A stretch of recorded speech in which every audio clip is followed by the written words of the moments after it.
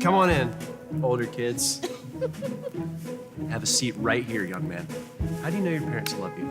I don't know. It shows that they care, which means to me, like, if you care, you love them. They kiss us, and like when I cry, my dad wipes tastes my tears. They might harass me and ask me about everything, but I think that's how they show their love, by literally asking me. By harassing you? I think so. Harass me, how was your day, Quinn? What'd you do today? Any That's grades? not harassing. Oh my God, That's being interested. That's being interested. The nerve of it. Might have been the wrong word. Have you ever gotten a gift that you didn't like, but you had to pretend like you did? Several times in my Lego collection, I've got the same things. Did you ever get something you didn't really like? Underwear. But yet, underwear? You got underwear as a present? I'll tell you what, that gift stinks. If you wanted something that you didn't think you were going to be able to get, who would you ask first, your mom or your dad? My mom. Why? Because sometimes, she's a little tiny bit nicer than. What makes your dad mad? Sometimes when I poop in my pants. Oh, yeah. Yeah. Yeah, that's pretty frustrating. What is your favorite thing about your dad? Hugging him. Oh, this was supposed to be a comedy.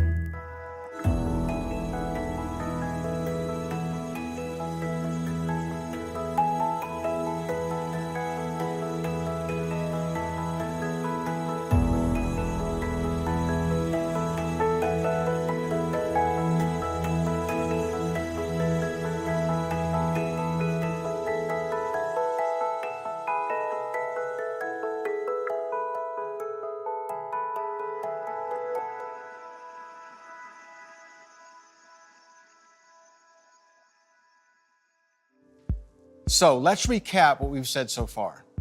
As a parent, one of the most important things you can do is learn how to redefine your parenting at every phase. What's a phase?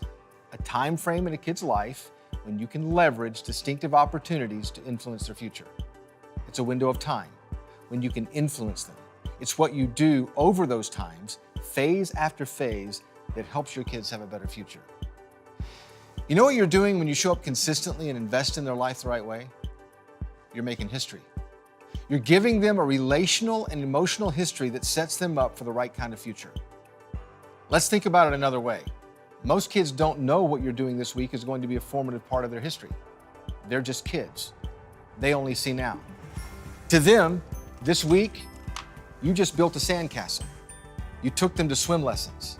You played basketball in the driveway. You saw a movie. You ate pizza. But you're an adult. You see yesterday, today, and tomorrow. So you should know better. You should realize by being present in a kid's life week after week in a variety of different ways, you are actually making history. The problem is you can't always see the results. The best thing you can do is choose to keep investing in what you can't see, to keep being present for what doesn't seem to be happening, to keep trusting that over time, that time will do what it's designed to do. For example, a kid doesn't experience worth because he's loved once, but because he's loved by someone over time. Kids don't understand the world through a single event, but through a collection of stories over time. Teenagers are not motivated to change by one phrase, but by words that move them over time. Kids don't feel like they belong because of one invitation to something, but because they have been welcomed in a tribe over time. And teenagers don't suddenly feel significant one day. They feel significant when they learn to do something significant over time. No one discovers how to live in a moment. They figure out how to have joy and engage in life over time. So when it comes to your role as a parent, there are a set of very critical things that your kid needs from you over time. The good news is you're probably already doing them. We just want to identify them so you can become more intentional about what you're doing week after week.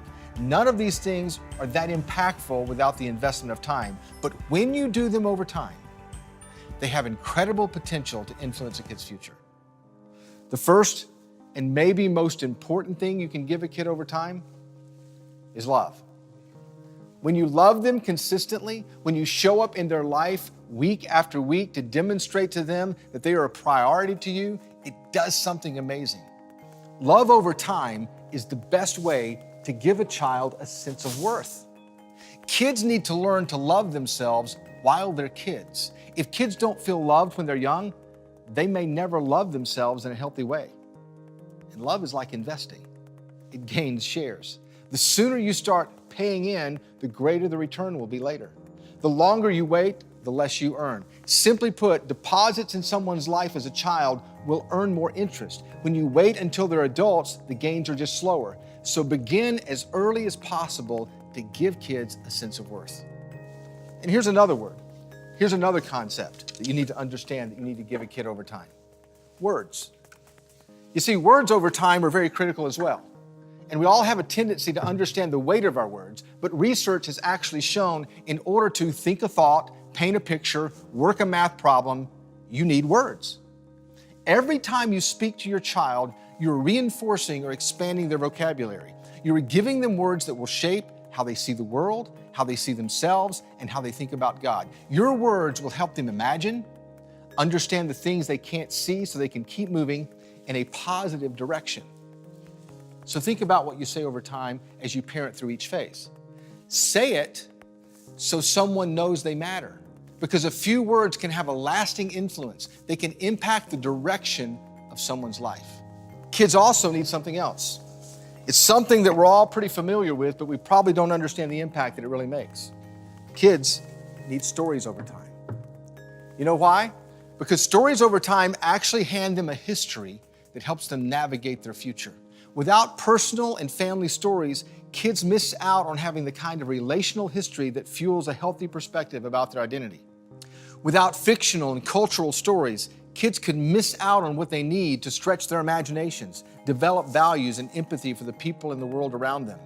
Stories over time expand a child's imagination in a way that could shape his or her perspective. The stories you tell matter. You're inviting kids and teenagers into a bigger narrative, one where they have been designed to play a significant role. The stories we watch and read remind us of the struggle between good and evil, the existence of a supernatural and miraculous power, the potential to be personally restored and transformed. It's stories that will give your kids history, that will transform your son or daughter's perspective. Stories can make life fuller, faith deeper, and hope stronger. And here's another one that's so important that sometimes we probably don't realize its importance. As a matter of fact, it's more important than you think it is. You know what it is? It's fun over time. The truth is, you may need to laugh a little more, dance a little longer, play a little harder. Experts will say that giving your kids the right kind of play history is critical to their emotional and relational intelligence. Don't make the mistake of thinking that fun is a waste of time, because what fun can do over time gives a kid a sense of connection. Think about it. It may be that before your kids can feel loved, they may need a little evidence that you actually like them. And they'll probably never be sure you like them until you start having fun with them. Fun over time reconnects what has been disconnected. Therapists have long known a secret that parents and leaders should learn. Playing with kids breaks down walls. When something has broken a relationship with a child, fun can become a bridge to rebuild your trust with each other. You know something else? Fun over time authenticates forgiveness. Remember, it's hard to fake forgiveness with kids, and your son or daughter may not believe you've really forgiven them until you take the initiative to have fun with them again. If you want to build trust, have lasting influence, establish a deeper connection, you have to make fun a priority. Now, what about this one? What about the idea of work over time? You see, something happens in every child's life when they learn to make a contribution, when they learn to help others, when they learn to sacrifice, when they learn to work. If you don't want your kids to grow up with an entitled mindset, it's important to give them work and service to do in appropriate ways at every phase. Work over time equals significance. It's not enough to tell kids they are significant. You have to give them something significant to do. When you take the time to coach them, to help them develop a skill, to encourage them to be responsible, to motivate them to help, it puts something in motion in their life that is connected to their sense of mission and purpose. Everyone needs to know what they do matters. And here's one last idea. Something that a child needs from every parent, and parents should be intentional about doing, and that's giving a kid tribes over time. Kids and teenagers desperately need people who know them, who welcome them, and who forgive them over time. Why? So they can develop a sense of belonging. When you're making history with kids, that means you're actually putting people in their life who have developed history with them. That's why one of the most important things you can do as a parent or guardian in your kid's life is to invite another adult into their world, to widen the circle of their influences. You see, there will actually come a day in their middle school or high school phase when they will care more about what other adults think than what you think. So start building their history with other adults sooner than later. Because when kids do life in the right kind of tribe, it stacks the odds in their favor. When they grow up with a sense that they are known, welcomed, and forgiven over time, it increases their emotional and spiritual health. So these are the 6 things every kid needs at every phase. If you're going to make the right kind of history happen in the life of a child or a teenager, then you actually have to think in terms of what is it you want to accomplish in the end. That's why we created a guide for every phase, so that every parent or guardian can have a practical way to leverage how these things should show up in the life of a 4-year-old or a 3rd grader or a 10th grader. But just remember, you are making history with the kids in your house, 1 week at a time.